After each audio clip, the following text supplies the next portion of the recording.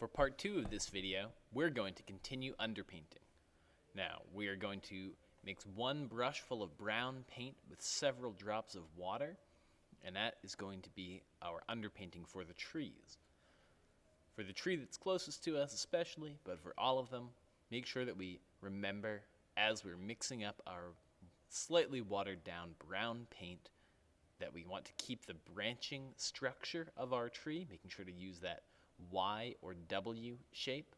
And I'm using long strokes that run along the length of the tree and sort of emulate the texture of a lot of tree bark.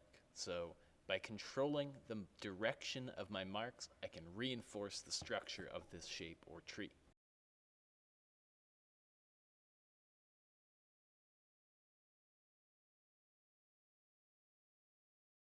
Once the nearest tree is done, go ahead and do some underpainting for all of the trees that we've drawn in, making sure that they all demonstrate the correct structure, either the branching Ys for our leaf-bearing trees or repeated layers of branches that bend out from the same radial sort of point for evergreen trees.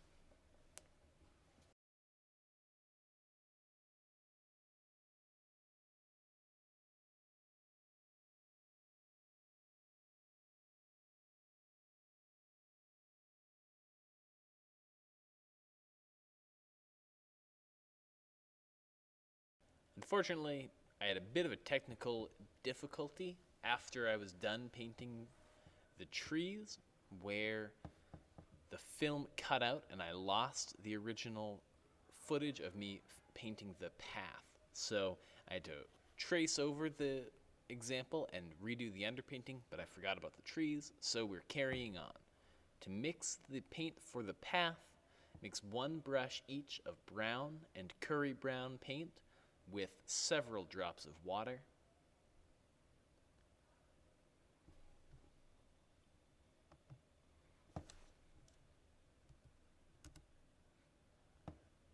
We're also going to add a touch of yellow onto that.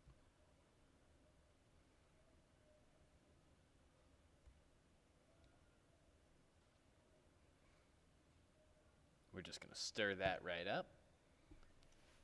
And when we paint the path, we're going to use another sort of dabbing or scumbling texture for the path,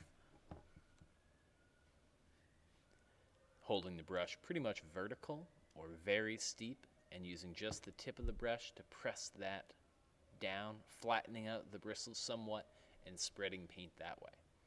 As I paint things like around the bunny, notice that I'm not too worried about getting over the line for the bunny slightly.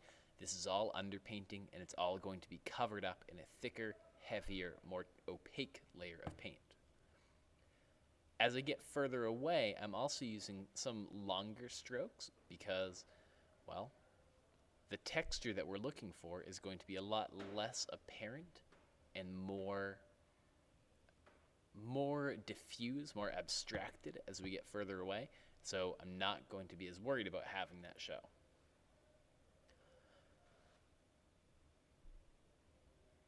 Presto changeo, got my trees all painted. Didn't think you needed to watch that again. And now for underpainting the bunny, we're going to mix a half brush full of red paint, a brush tip at most full of blue paint, and a really good brush full of water. And we're going to make a kind of warm purplish violet color that we're going to use for the underpainting of this rabbit.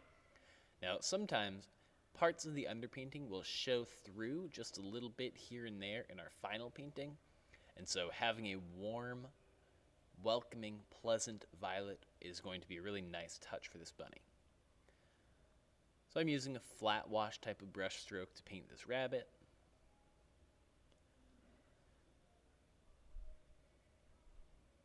Trying to keep my edges pretty clean, pretty straight edged. That's because I don't really want the purple to end up on the path or in the forest floor. So the other things that I don't mind them overlapping That's because I'm going to paint things closer to me afterward. For things that are very close to me that will not be overlapped by anything, I really want to keep the edges of those things pretty crisp.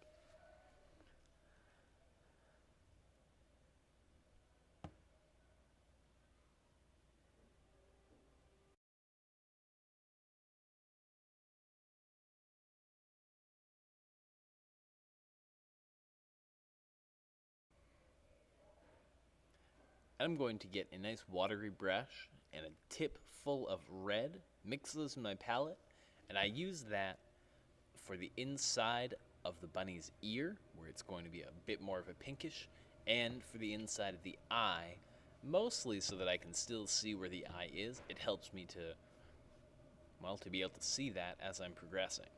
The last underpainting is going to be for the grass, and I'm going to mix one brush full of green paint, 1/2 brush full of yellow paint, 1 brush full of water. And make sure to wash your brush between every color and wipe it off on a paper towel. So once I've done all that, I'm going to mix this up, paint and fill in those grassy areas. Just those couple of blades of grass at the very bottom. Grass grows from the ground into long strips or pieces, so I'm following that logic for the type of mark making that I'm doing.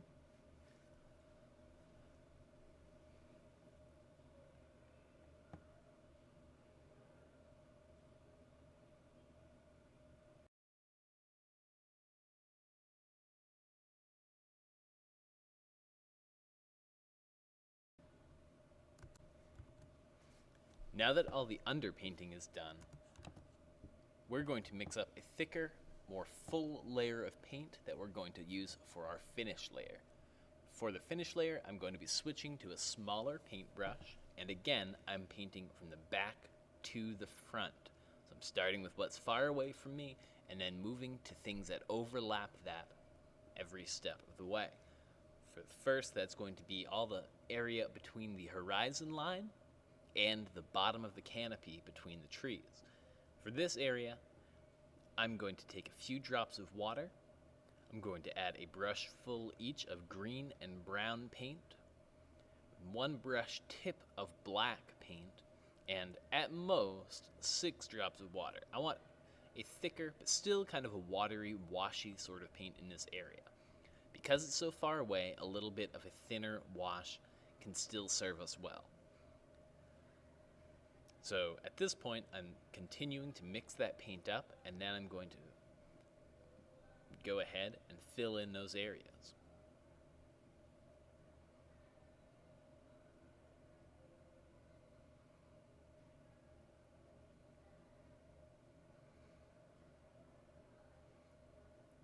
Notice that I'm using the tip of the brush for anything that I don't want to paint over, like the trees that are past the background and so forth. Also notice that some of the very distant trees I don't mind painting over, at least this time. And in some spots it's pretty dark, in some spots it's a little bit lighter. Wherever I get more paint on my brush, it ends up pretty dark. I'm going to lighten those up with a paper towel. That adds another layer of texture and a little bit more variability in the background, which feels more natural. Making sure that I'm not covering over the foliage or the canopy of the trees.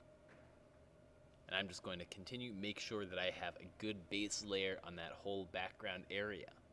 Then I'm going to go in with that same color and put a little bit more of it in and in between the trees. So wherever I had one of those trees that I kind of painted over, or the trees that I avoided painting over, I'm going to fill those dark spaces in to be a little bit darker and feel a little bit more murky and mysterious.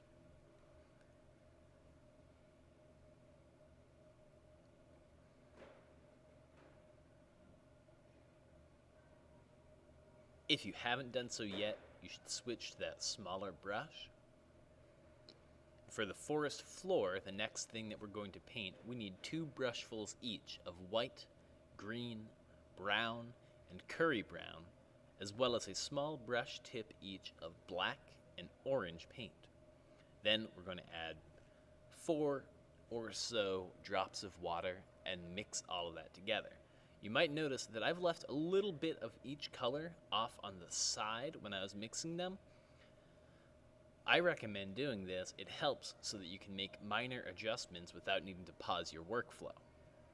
And as I'm mixing this all up, I'm starting to get a pretty nice effect. You can see here I add that orange. And then using that smaller brush, I'm going to continue to use a scumbling, dabbing sort of painting texture or mark. And I'm going to be pressing not very hard at all at the very far away things. And I'm going to be pressing a bit more firmly as I work down the page. This helps to create a consistency with the texture that I'm creating and makes it feel more logical as things get bigger or appear bigger as they get closer to us.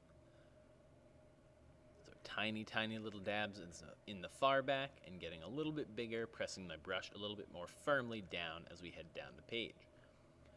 Now, I'm being a little bit more careful around the edge of forms as I get down the page, but I still don't mind if I get a minor bit of overlap here and there.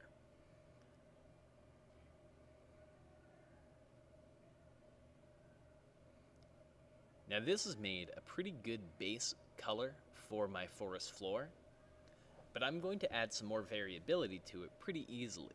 I'm going to dip just the very tip of my paintbrush into the brown paint while this forest floor color is still wet, and I'm going to scumble some of that on and mix the colors together.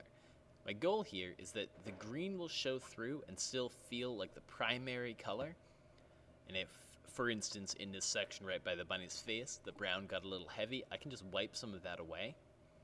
But I'm going to make sure that I can see a lot of that green area, that the brown is on top of it. Some places I only see brown, some places I only see the greenish forest floor mixed color, and some places the two mix up together. This gives a much more enjoyable, finished, texturized surface, and it only takes 5 or 8 minutes to do. Once I've got all of that scumbled on with my brown paint, I'm going to go back through and make sure to take my paper towel and dab off any parts that are extra brown or any areas that I might have put a little water on to blend a little. I'm going to do that same process again with some of the green paint, and that is really going to work to show off the effect that I want.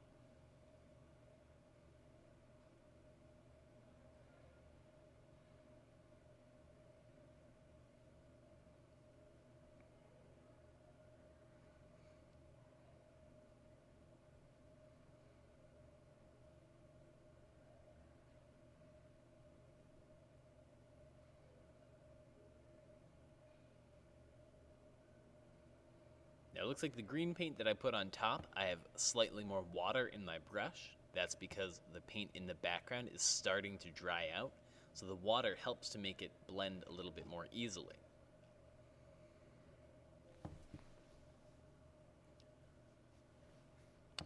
That's all we've got for this video. We're going to carry on in the next clip with more of the finished surface painting.